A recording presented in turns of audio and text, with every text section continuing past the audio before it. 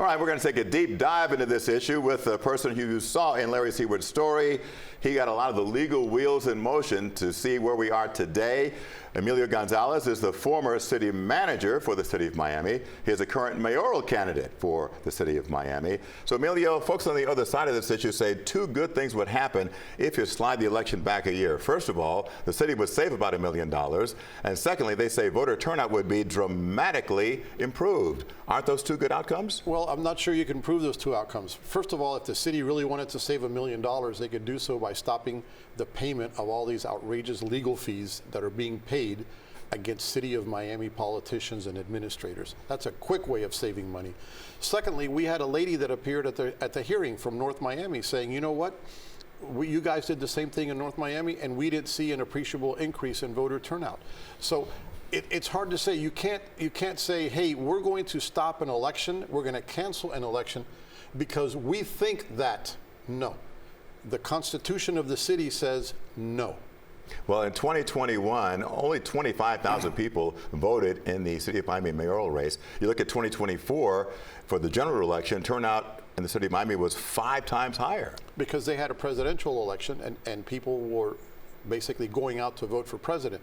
The reason the City of Miami has such a poor turnout rate is really because of the quality of the candidates. If you have to choose between bad and worse, I stay home. And this is some of the things that have been told to me and people encouraging me to run.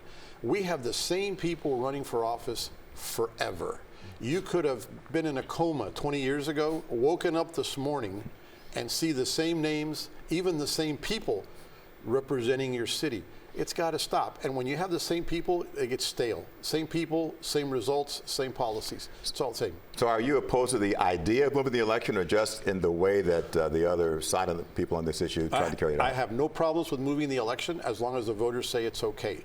Now, there is an issue with moving the election to even number years, which is whenever there's a presidential election, if Emilio Gonzalez was going to run for city commissioner, I'm competing with funding for president, for senator, for governor.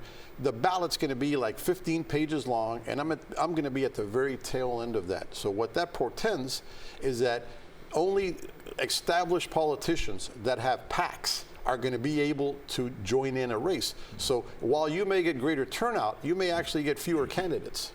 Well, Mayor Francis Flores is an established candidate, and it's been suggested that maybe he has a hidden agenda with trying to slide the election back a year, give him time to plot his political future. Do you think that's what's going on here? You know, you would have to ask him. I just think that the idea that you can just, with 3 votes, 4 actually, tell the voters of Miami, you know what, we're going to stay an extra year. What's to say that next summer they look at each other and say, we've done such a great job, let's pick up another extra year. There's a reason why we have a city charter. The city charter, as the judge said, is our Constitution. Let's keep to it. And the judge was pretty brutal in her statements. It's unconstitutional, it's against the charter. Even the Attorney General said it's illegal and it's unconstitutional. The judge cited the city charter, the county home rule charter, the state constitution, and state statutes. It's right there in black and white. And Governor DeSantis agrees with you when it comes to that issue. Would having the election this year further your own bid to become elected mayor? Listen, I don't think of anything beyond this year because I was so positive when I filed this lawsuit that we were going to prevail. I'm not thinking about 2026. This election will be November 4th, 2025. I will be a candidate. I will be the next mayor, and I'm looking forward to the appeals court because they're going to rule again against the city, and once again, the taxpayers are going to be on the hook, defending, like I said, what is the indefensible. They are defending taking away our right to vote. It doesn't get much worse than that. What do you think of Xavier Suarez filing to regain the office that he was first elected to 40 years ago? He's a friend. Again, same names, same everything.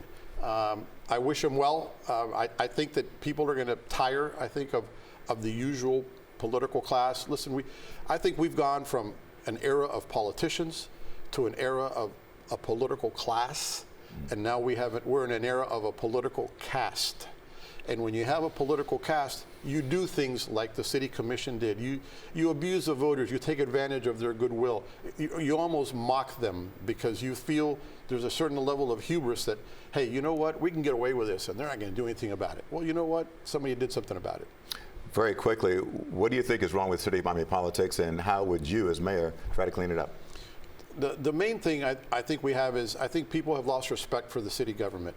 The city government has morphed into somewhat of a predator government where it's the politicians against the residents. They're always looking for an opportunity to find people. Businessmen tell me that they can't get anything done. Other businessmen tell me that they want to move their businesses elsewhere, or they'd rather grow their business in Broward as opposed to stay here. We have issues with procurement. We have issues with the way our permitting system works. We have issues with the way our zoning works. Too much red tape. Way too much red tape. Miami today is not the Miami of the 1970s or 80s. It's a very different city, and it requires a different outlook, a different vision. We need to project a sober, wise, efficient, honest, and transparent city government, and we're not there yet. Emilio Gonzalez, appreciate you coming in and stating your case and your position on this issue, and we'll see where it goes. Thank you so much. Appreciate it. Thank you for coming in, joining us on Miami Live.